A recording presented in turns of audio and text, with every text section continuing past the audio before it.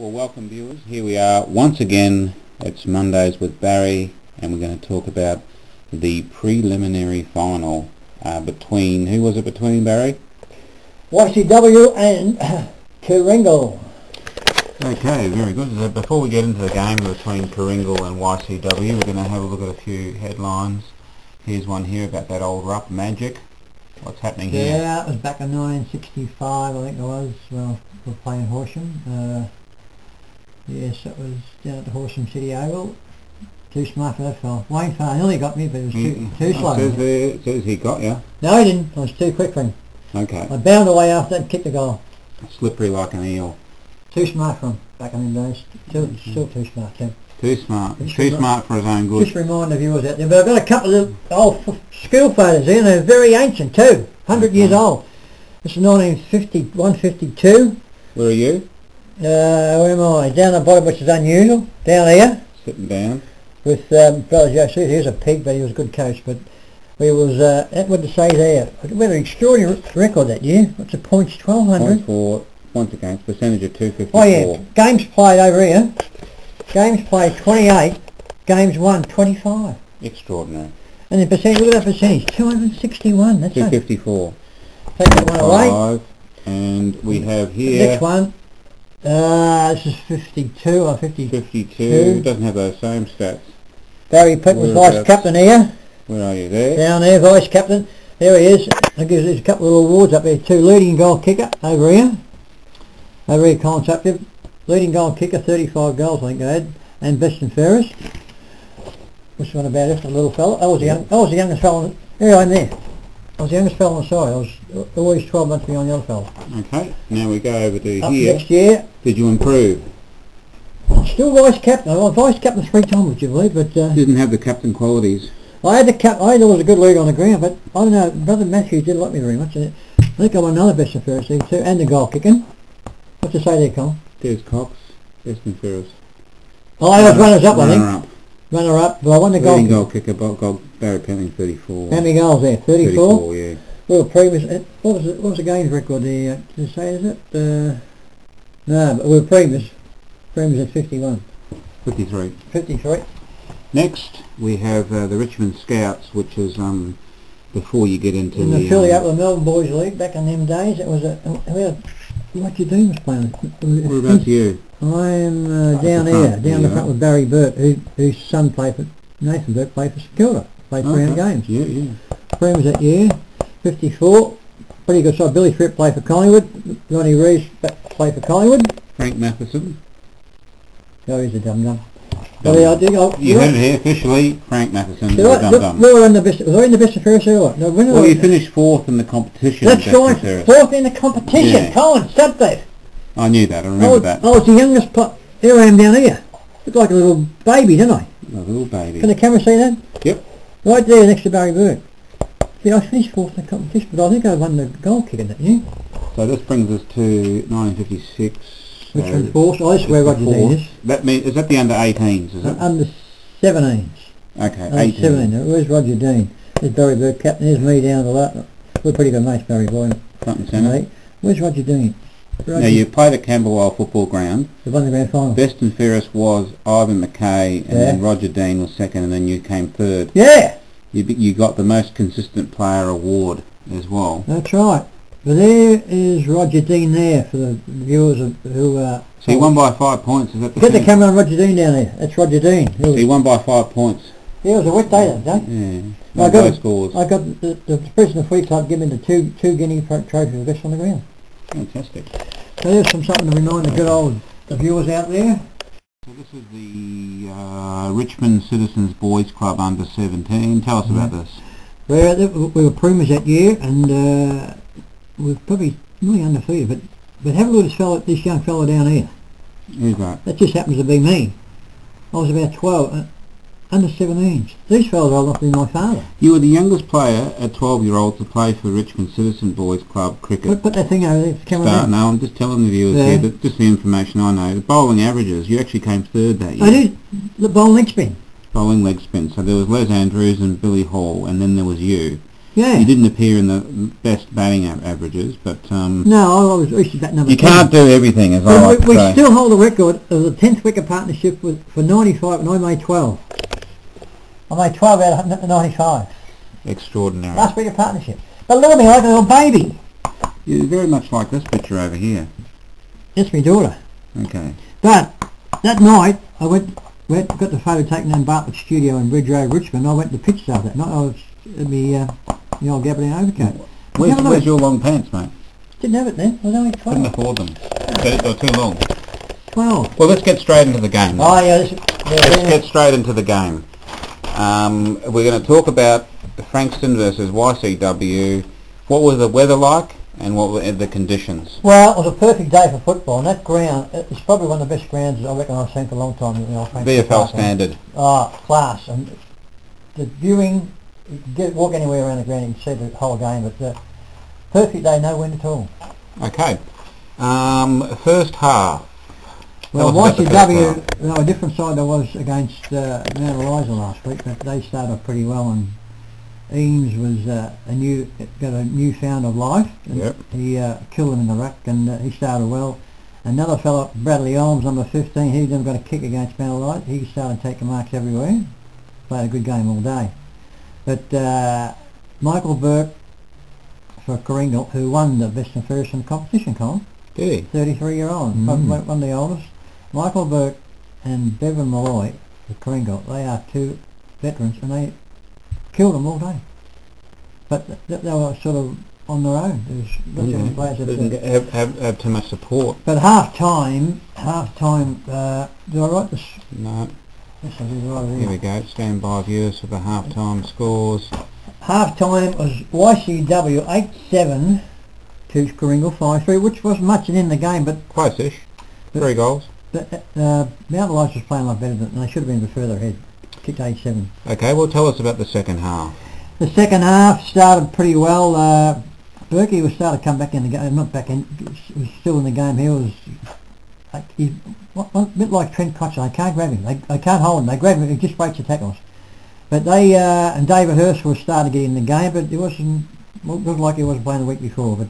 But Eames was far too good for this Pleasant, big number 20 for Coringal. He's tall, but he didn't have much experience, and Eames cleaned him up. So what was the final score then? The final score was 15-16 YCW to Coringal 12-9, but YCW should have won by a bit more. They won by 4 or 5 goals. Should have won by 8. Right. But it was a pretty good standard game too. For I thought it might have been a bit So boring. YCW plays EDS, beg your pardon, EDS. Mount Eliza in the grand final. That's on this Saturday. next Sunday. This Sunday, is that okay?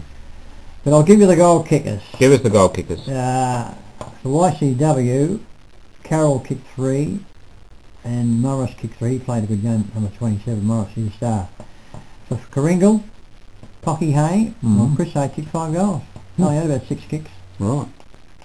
But he was pretty quiet till half time. He kicked 3 or 4 in the last couple of quarters. But They had a fairly, just a fair game. well, he kicked 5 goals. I Yeah. mean, to kick 5 goals is not bad for anybody, but it could have been better. But no, it was wasn't a bad sort of game to watch, Colin. Okay. Now I'll give you my best players. Give your group as best players. YCW, there was Olms, Morris, Eames, Carroll, Hutchison, McIntyre, he's a good little row, that number 18, and Tallis. Yep. For Coringal, Burke, Malloy, Hay, Hurst, Proud, and Hode. Must mention something about Proud. In the first half, looks very slow, but he battled hard all day in the fullback line, and but he's carrying a lot of weight, that's all. So give us the votes, Barry. 1 vote. Well, I gave it to Burke, Michael Burke, but it was a toss-up between Michael Burke or Bevan Malloy for 1 vote. But I give it to Okay. Burke because he is Bit of a a start. superstar. Okay. And 2 votes? 2 votes to Ashley Eames, Ruck and Mark played a top game. And 3 votes. 3 votes to number 15, Bradley Olms, took about 12 marks today. Played well all day. Consistent. So he's going to be one to look out. Never got a kick last week against Mount Eliza, neither did Eames, but look out late. So they played Mount Eliza again. Yeah. So if he can produce that form against, but be up against Simpson. See, Simpson is a gun. But well, Cribbie should be a nice freshener upper from, because the week before they were pathetic, and this last Sunday they turned the corner. Bring them into some form. So you got any comments on the game? Well, not really, but I'm just going to say that how are they going to stop the combination next week of Lockwood and Lowry? I can't see anybody holding those two, but there wasn't much comments to make about the game. There wasn't anything sort of stood out, I think. But just a close game. Well, tell us about Chelsea under 18s. Under 18s got beaten by 6 or 7 goals. Bit of a shame, but they're out. So Snake was telling me, and bit of a sad, because I was looking forward to if we would have got into the grand final next week, but they didn't.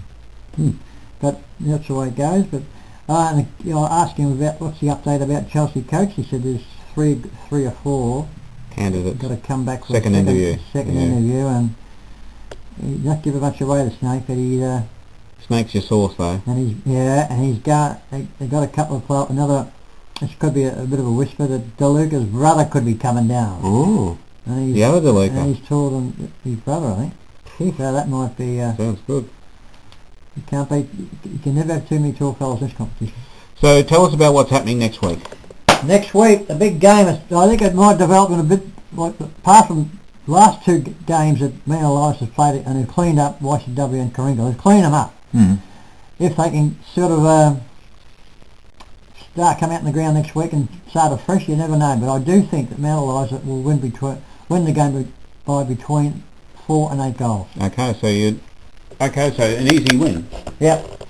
Pretty easy. If the weather's good. Yep. The weather's going to be starting to fine up now. Yeah, it's be alright. Stable sort of temperature.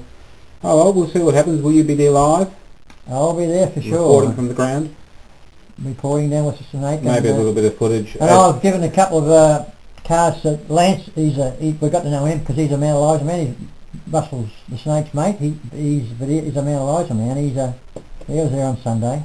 I give him a few cards. I said, you give these cards to Scotty Lockwood, Michael Lowry and Samuel Lloyd, and I'll be able to see himself getting a bit of a rap from me. On your YouTube video. On the YouTube. So I hope, Lance, you've given those cards to your star players, because I'll be able to see himself getting a bit of a rap.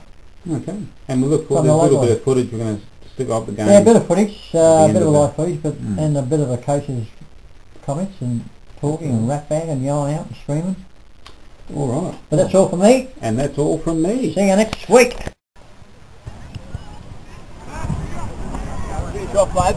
On chip. A bit of carbohydrate. Finish off, right? Fighting you and the moon, Bert. Keep walking. Get it in there.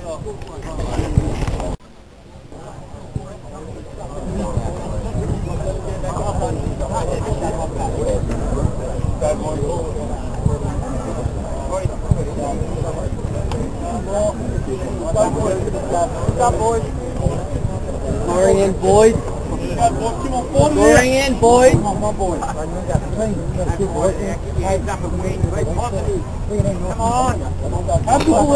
Get in there hard. We've been fucking working on this for 6 fucking years. We've been working on this. Get in there hard. We're fucking close, and they left us a little bit of doubt in their mind because we fucking keep coming. You boys got to work. And I tell you, Buddha's showing the way. 6 fucking tackles in the quarter for himself. 18 tackles for the quarter is our highest for the whole game. We're there. We're so close.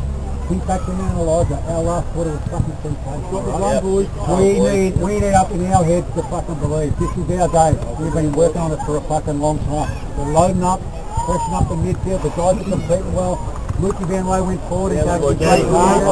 Lukey's up there. Nose is there as well. We've got to get the ball in the total. We've got to play on. We've got to run. We've got to take risks. We've got to be exciting. Us boys are close. Come on, boys. Alright, boys, spoke to the backs about it.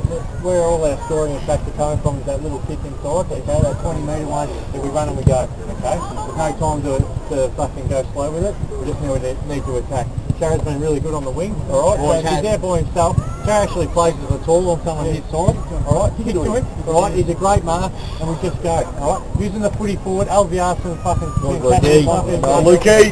That's all we need. Remember, if we're not marking the footy, it must be nullified concept, okay? We must not get outmarked up forward, alright, Cocky? So if it's coming in, the ball's coming to the deck, and then we've got the smart guys. Berkey, I reckon's been working into it as the game goes, it's looking really good. Alright, boys? the facts are, we've got the talent, it's there, alright, we do it all the time, we run overside, okay? They've tried to put us away a couple of times and they haven't been able to do it, alright? Remember, this is our day. Come on.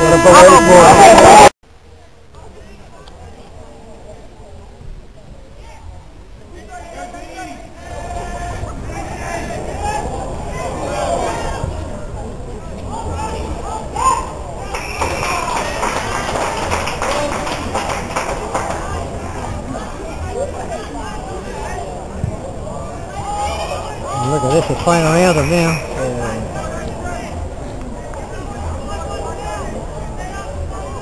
Who's got this? This Roberts. He's only kicked one, Roberts. There's your mate, yeah. Did a drop kick, eh?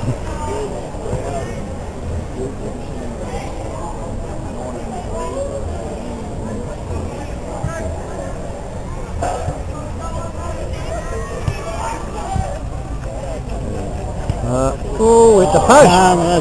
Got his right whack, didn't he? They come around the last couple of seconds of the ball in, I'll tell you. I'll bring the game over so I can get the camera on you close up, mate. 100 mile away.